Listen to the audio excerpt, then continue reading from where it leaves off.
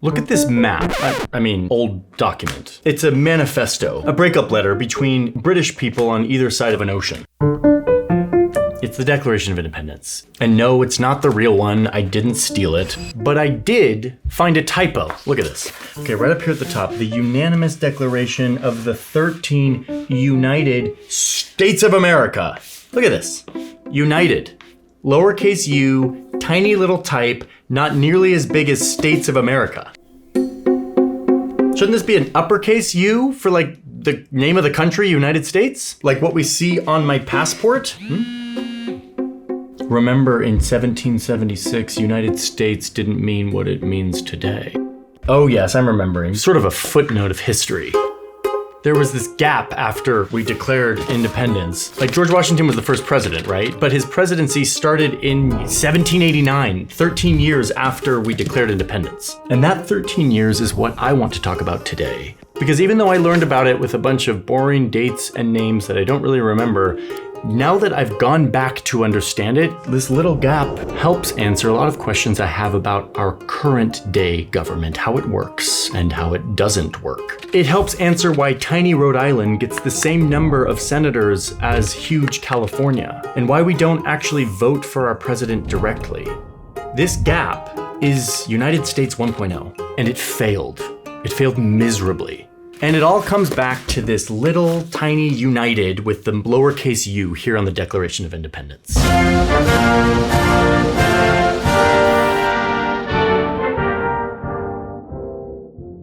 You know, I bet there's one thing that the founders of this country couldn't have predicted, which is that in the future in America, people's names and birthdays would be like gold. That is a weird reality of our digital world, and that has to do with today's sponsor, who I'm thanking right now because sponsors are how we make videos. Thank you, Incogni. Your data, it's valuable. You can make money off of your data. Well, you can't, but there's a shadowy market of data brokers, people who get all of your data, your name, your address, your birthday, your browsing habits, as much data as they can about you, and they sell that on an open market. And there's not like 3 of these. There are like hundreds of these data brokers. You don't know their names, you never see them because they're just quietly in the background mining all of your information and then selling it. And the way you see it is through spam, junk mail, your identity being stolen, your name showing up on people's search sites. I do not like this. So I signed up for Incogni. I gave them permission to go out on my behalf and request that my name and information be taken off of these lists. I legally have the right to do that. It's just a really hard, cumbersome process. And since I did that, I'm happy to report that my life has changed. I don't have to do anything. You get to go into this dashboard and just see all of the progress that has been made. Incogni has sent over 1,000 requests to get my data back, and 906 of them have been completed, 132 in progress. I can even see a list of the actual companies that had my information. I love this stuff. And now they have this feature where you just send them a link of a place that has your data and they will go take care of it for you. Custom removal. It's good stuff. And if you want a 60% discount, you can go to incogni.com/JohnnyHarris and use my code. It's just Johnny Harris with no spaces. You get 60% off the monthly plan, which is what I use, so that they're scrubbing it month after month, making sure that my data doesn't end up on these lists again. Thank you, Incogni, for sponsoring today's video. And now for the education about the Constitution that I never got, but I'm about to give you. In American schools, we learn about the 13 colonies. And right away, you see something that a lot of people get wrong about this, including me, which is back then, no one called them the 13 colonies. They were actually 13 totally separate individual colonies. Yes, they were all British, but some of them had really independent government from Britain. Some of them were more tightly controlled. Some of them were kind of like given and controlled by some rich guy and his rich family back in Britain. But the point is they were all independent from each other. They were not like one united thing. That is, until Britain needed money. For if we allow ourselves to be taxed again, arbitrarily without our own consent, there is no hope for any of us. The Brits had been fighting the French in one of many wars between the two, and they accrued a massive war debt. They needed money. And so they started enforcing a bunch of new taxes on their colonies in America. And this I did learn about in school. And I remember the Stamp Act, the Tea Act, the Sugar Act. And I always thought they were like super high, like oppressive taxes. Turns out they kind of weren't. They were fairly reasonable taxes, like a sales tax. So these taxes weren't that high, but they were suddenly being aggressively enforced. And the British people living in America were thinking, what's gonna stop this far away, out of touch, way too powerful parliament back in England from just hiking up taxes even further? And there's nothing we could do about it. This is taxation without any representation. And that feeling is a collective feeling. It leads the colonies to start to talk to each other, to start to coalesce, to start to make a plan to push back against these new taxes. They start boycotting British goods or protesting by throwing a bunch of British tea into the water as it came into port. So British troops start showing up to enforce these new taxes, and you start to get a rise of tensions. You start to get violence breaking out. And so now the colonies are in this fight together. And soon, a 33-year-old political theory nerd is spending 2 weeks in his Brick Lane friend's house in Philly, writing this manifesto that declares the 13 colonies' intent to start their own thing. One of the greatest documents of history, the Declaration of Independence. Oh, and by the way, while we're talking about Thomas Jefferson's worldview, did you know that he once was asked if he had to choose between living in a government with no newspaper or having newspaper with no government, he would choose the free press, a newspaper. We also believe in the power of the free press, which is why we're building New Press, a place that reimagines journalism, does journalism for the people and not just at them. Go to newpress.com to join the waitlist and help us save the Fourth Estate.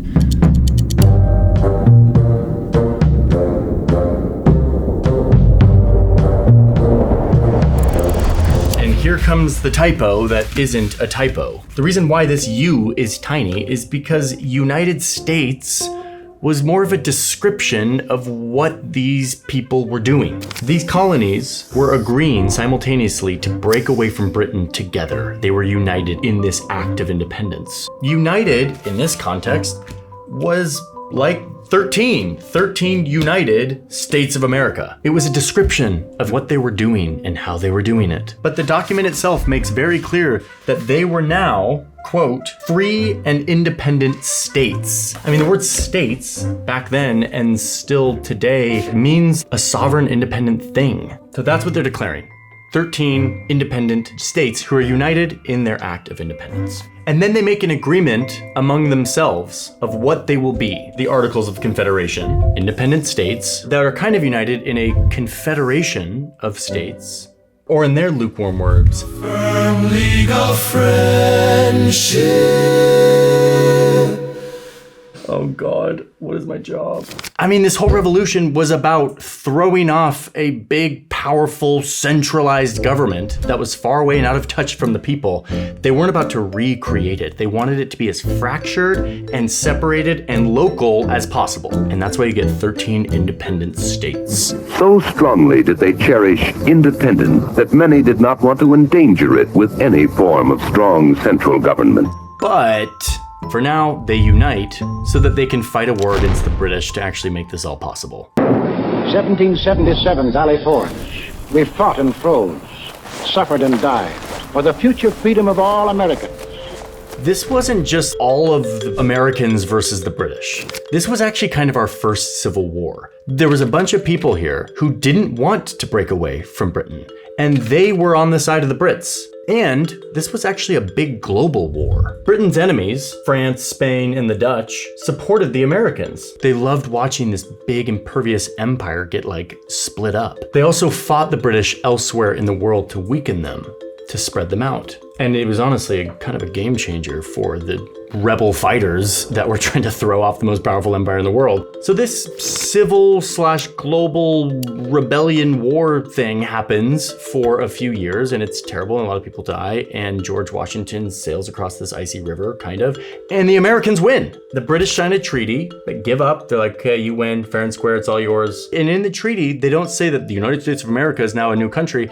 They specify every single one of these states is their own thing. They're free, they're independent. His Britannic Majesty acknowledges New Hampshire, Massachusetts, Rhode Island, New Jersey, Pennsylvania, Delaware, etc., etc. And by the way, I don't want to lean too hard into the lowercase u, because there were instances where the uppercase u showed up. Don't overread into it. But the fact is that these were independent, sovereign states. They were not one country the way we think of it today.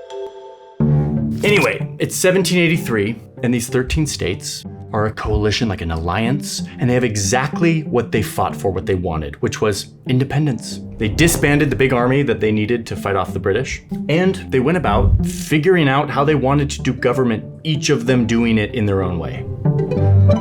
But they wanted to have a Congress to make sure that they could talk about certain things. Every state would get one vote, and that's it. Like, the Congress was a very weak thing. It was there to basically settle disputes between the states, to be the representation when doing foreign affairs, like talking to other countries or talking to the native tribes, which there was a lot of negotiation having to happen there. But they can't make any binding laws, and they can't enforce taxes. They have no power to do that. It's kind of like the UN or NATO. We are an alliance, but we can't force you to do anything. And the real power to do anything was up here with the states, not down here with a little baby Congress.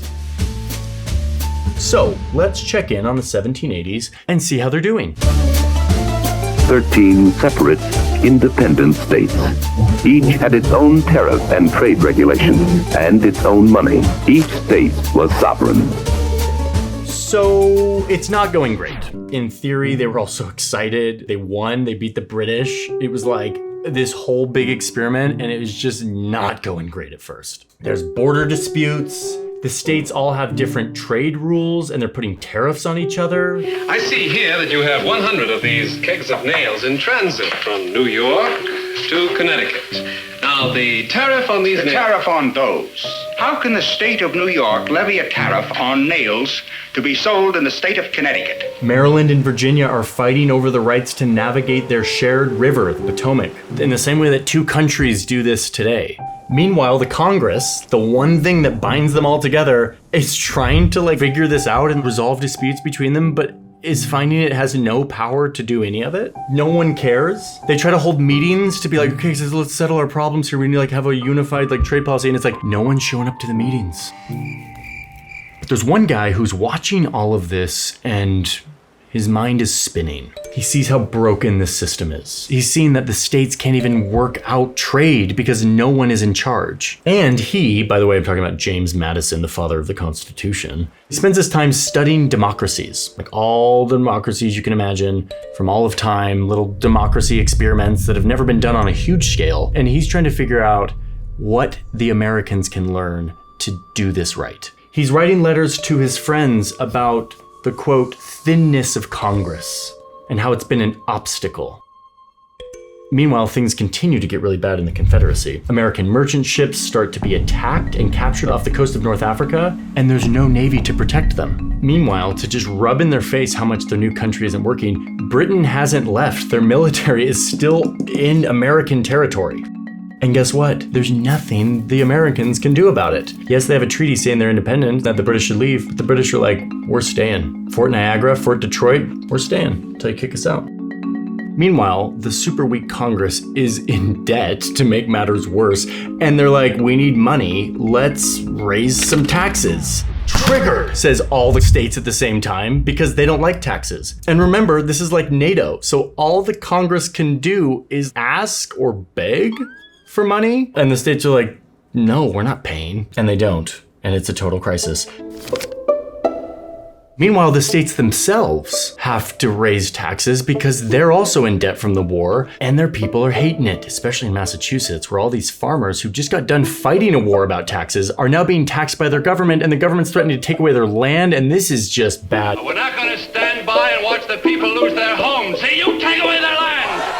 This is a lawful rebellion against the sovereign state of Massachusetts. Boy, wouldn't it be nice if we had a military to go put down the rebellion in Massachusetts?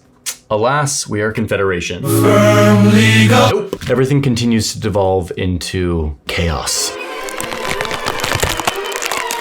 And you know who's most bummed? George Washington, hero of the Revolutionary War. He's sitting there in retirement in his house in Virginia, and he's watching the grand American experiment just crumble before his eyes. And he actually finds it really embarrassing. He's writing letters to his friends, calling it the disunited states. That's good. Saying that, quote, we're fast verging on anarchy and confusion. And he tells his friends that unless the United States can get it together, quote, we shall soon molder into dust and become contemptible in the eyes of Europe, the laughingstock. They're now just total failures, and George Washington is super embarrassed. So more and more, the leaders of these 13 states are realizing that things need to change.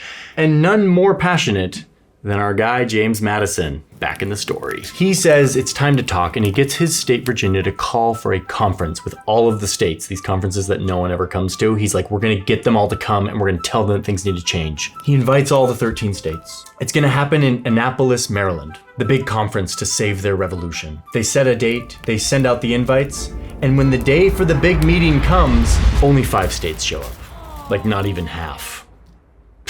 Man, a total bust. Now, there is one guy who shows up who was George Washington's old assistant from the war. Alexander Hamilton.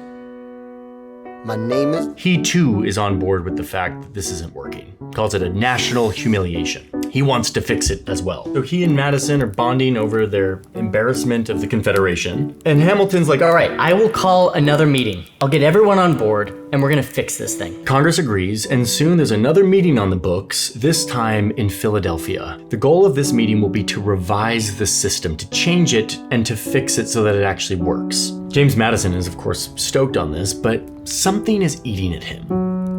After all of his studying of every democracy experiment that has existed, he is feeling sure about something, which is that a revision to the current system is not going to work. It's going to have to be scrapped completely and rebuilt from the ground up. There has to be a strong, centralized government, one thing, a blob that actually has power over all 13 states. People are going to hate this idea, Madison knows, but the bigger problem is, what if no one shows up to this meeting? What if they don't take it seriously? So James Madison goes back to his friend and fellow Virginian, George Washington, and begs him to come. Like, George, everyone loves you. If you're on the guest list, all the states will send their best people, and people will feel reassured that we're not remaking the government into tyranny. That's like your whole brand. Please come. Okay, fine. It's hot in here. Will somebody open the window? No, they're gonna hear us. So it's 1787, and these guys are sitting around admitting to themselves that their system is not working. They need to change it. And James Madison is wondering how on earth he is going to break it to the group that everything needs to change. He can't be the front man himself. He's not prestigious enough. He needs a higher profile Virginian than he, and he chooses this guy, Edmund Randolph, Virginia's governor, to sell the plan to the group. The governor gets up there and reminds everyone something very important about the Articles of Confederation, which is that if they want to revise the Articles of Confederation, it requires every state to agree on the revision. To get 100% agreement is going to be really, really hard. So, what if we start from scratch? Madison's loving this. He's like, good job, Edmund. You did great up there. But not so fast, says the delegate from New Jersey. We're not gonna scrap our entire system. We just need to beef up the Congress with a few more powers and we're good. You'll see I've enlarged the revenue powers of the Congress, but maintained the principle of equal representation for every state. I am particularly pleased with this. Madison's shaking his head over there. He's been waiting for this moment for years. He knows what needs to happen. He's spent way too much time on this to let friggin' New Jersey mess it up. So he jumps into the debate himself. He says, listen guys, I've been studying every republic that has ever been tried, and I see that our problem is too much power in the hands of the states. We're all just going to bicker and cheat each other and ignore national laws, and that's exactly what's happening. If we keep this up, everything will collapse. We need a stronger central government, which I know you're all very skeptical of because of Britain, but I think I know how we can build one that won't get out of control and turn into tyranny. He makes the case, it resonates, and the people agree to go with the Madison Plan. The Virginia Plan is what it's called. It becomes the basis for scrapping the entire system of the lukewarm League of Friendship and starting something totally new. And it kicks off 3 sweaty months of debate. They have a lot to debate. How will the states and people be represented in the Congress? Some states have a lot of people, some states have very few. Do they all get the same representation? Or should the states with more people have more representation in the new powerful Congress? Also, should we have a head of state? that is like one person who represents us? Sounds an awful lot like a king. But we kind of need someone who can make fast decisions, represent us abroad. How much power should they have? What about slavery? That's legal in a lot of these states, and the basis of the entire economy for several of them. Are slaves counted in the population numbers for representation? Could Congress ban the slave trade? How should voting work? Who's going to collect the taxes? Should judges be chosen, elected? How much power should the states retain? Should we be able to change the Constitution if we mess something up? And it was draft after draft after draft, revision and rewrite until September 1787, when they finally emerged with this. The Constitution, the sacred charter of we the people. This is the document that creates a new set of rules, a new governmental design to rescue their grand experiment. The rule book for the first ever large-scale experiment with representative government, and the solution to the United States 1.0. So it actually took me all of that context to feel like I could finally approach the Constitution, this thing I've been hearing about my entire life, and understand why it was written the way it was. I now see the Constitution as a reaction to three major lessons that were learned from the failure of the Articles of Confederation. Lesson number 1, having a very weak central government that can't really do anything is bad. We all just saw what a disaster that was. So the fix was to create a central government with actual power. They call it a national government. It is no longer a confederation. And the new government has some serious real powers this time. It can actually tax Americans directly. It can have an army. It can regulate the economy, commerce between the states. No more random tariffs and border disputes about navigation rights. So that was lesson number 1, a stronger government, which is what everyone agreed they needed. The other big lesson is the classic one that we've been talking about the whole time, that you can't have too much power concentrated in that government. Remember, the whole revolution was about an out-of-touch, far away, overly powerful, unrepresentative government that was imposing taxes. People are still really worried about this. It didn't go away. So the new system had to account for that. They need to make this new government king-proof to make sure that not one person or group gets too much power for too long. And their solution is to spread the power out in a lot of different places. Specifically, they were leaning on the work of a French guy named Charles, who we call Montesquieu, who had been writing about the separation of powers. And even the states themselves had been kind of experimenting with this. And the idea was that in every government, there are 3 sorts of power. That's Charles talking. And the 3 sorts of power are the writing of the law, the enforcing of the law, and the settling disputes of the law. Love that. So instead of just having a Congress like in the old model, we'll branch the power of the government into 3 parts. The Congress will write the laws, the executive branch will enforce them, and a court system will settle disputes within the law. Let's do a data viz using the Constitution, chopping it up into its 7 chapters, or articles. These first 3 are the 3 branches of government, and this big monster, which is actually 2 pages that we had to put together for this little data viz, is the Congress, the branch of the government that writes the laws. It is the first and by far the longest section of the Constitution. It's the one that they thought the longest and hardest about because it is the most important in a representative democracy. It is the Congress that makes the laws that we all have to abide by. It is the Congress that could take money from people in taxes. It's the Congress that declares war on other countries. It's a lot of power centralized in one branch of government. So to decentralize it even more, they split it into 2.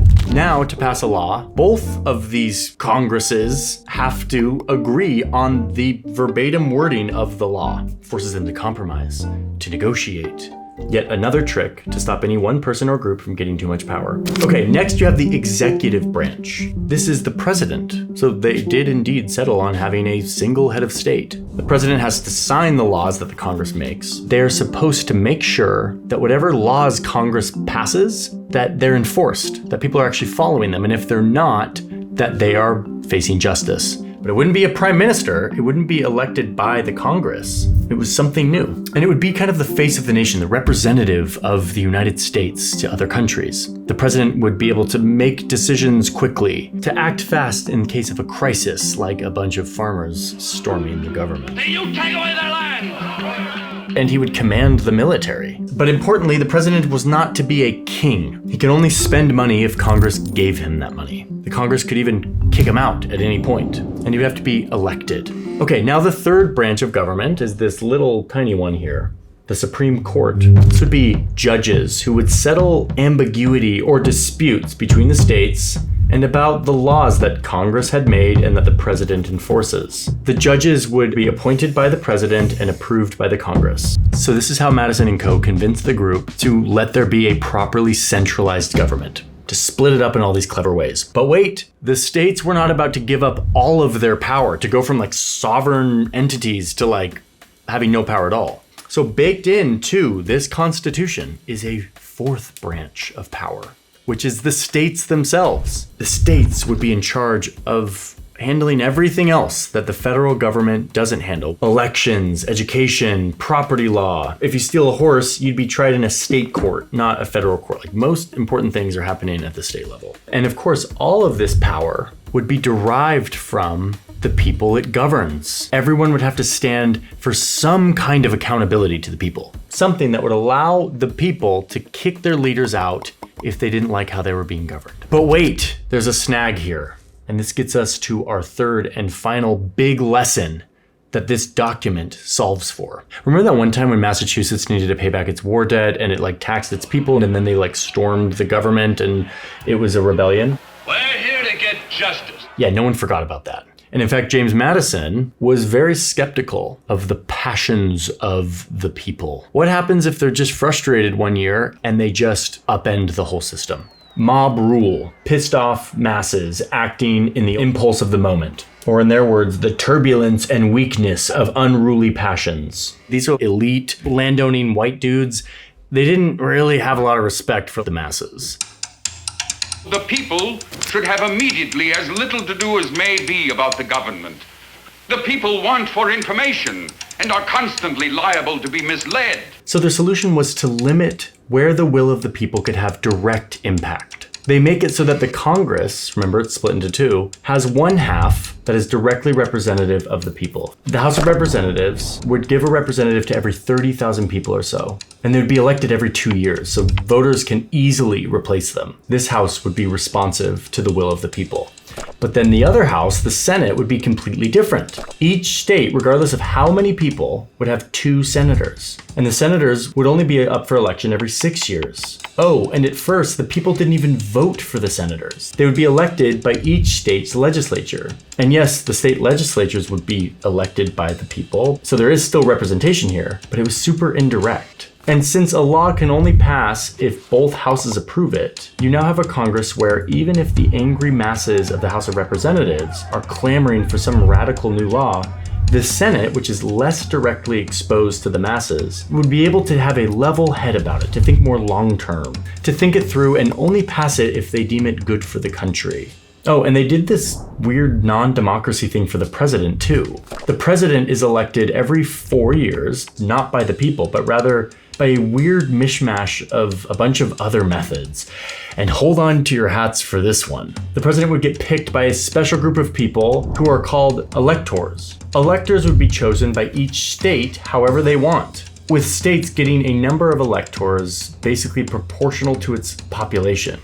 Then the electors from this electoral college, like college, not like that college, but like a group of colleagues or an association, that kind of college. Anyway, they vote on behalf of their states and they choose a president. I mean, it's so freaking convoluted. It was convoluted back then. It's still pretty convoluted today, but at least we like vote ourselves and we feel like we're choosing the president. And then thirdly, while we're talking about too much democracy, they made sure that the judges wouldn't be elected. That the judges could serve for life, they'd be chosen by the president, serve for life, and they would ideally not be exposed to the incentives of politics. That they would be neutral and only focused on interpreting the law, which that worked out for a while. So yeah, the people are connected to the government in a real way, but it's very indirect, and that is intentional.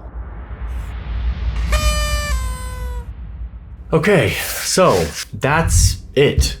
That is what they did to replace the failure of America 1.0. This design that was meant to keep power out of the hands of a few people and to change the old way where subjects are ruled by kings to now citizens being ruled by law. And yes, there's democracy here, but it's not like a full-fledged democracy. It's very diluted and indirect. The power is spread all over the place, which means making the government work will require the branches to work together. There must be compromise if they want to get anything done. They need to share power. They need to stop each other if one side is getting too powerful. And everyone loved it. Oh wait, no, not everyone loved it. There's a bunch of people who hated this, people who were in the room. And there's a bunch of people who didn't sign it, including Edmund Randolph, the frontman for James Madison for selling the whole plan of a centralized government. He doesn't sign it. Yeah, he was like, this is way too much power to give to the central government. In fact, he said, this plan contains, quote, the fetus of monarchy. Which I'm like, this is a prophecy for today. So he doesn't sign the Constitution. And in fact, even the ones who wrote the Constitution, who did sign it, knew that this was incomplete. And so they actually baked in something here at the end. This little nub. It's the section that's like, in case we get something wrong or forgot an important thing section. It's how the Constitution can be changed. Thomas Jefferson was big on this. He was like, you might as well try to wear the same coat you wore as a kid when you're an adult. What? Meaning, the system's gonna change. We need to upgrade our clothes. We need this thing to be flexible. Everyone agrees, the states ratify it. George Washington becomes the first president. And to help calm those people who felt like this was way too much power to give to the government, they immediately passed 10 amendments to the Constitution that explicitly codified what the government can't mess with. The freedom of speech, the freedom of religion, the freedom to bear arms, all of these things to make sure that people feel comfortable with this new system, even in spite of all the power it gives the central government. But it's kind of just the beginning. And in fact, I'm interested in what happens next. Because once they ratify this thing, this document goes under some stress tests as the country grows, almost rips itself apart in a civil war, but somehow the Constitution endures and flexes. I would love to hear your questions in the comments, anything that you want to know about how our government works today, how the Constitution is held up. Thanks for being here, and thanks to all of those who support us over at New Press with your ideas, with your contributions. New Press is our crowdsourced journalism project that is redefining how we do journalism and bringing the audience way deeper into our reporting.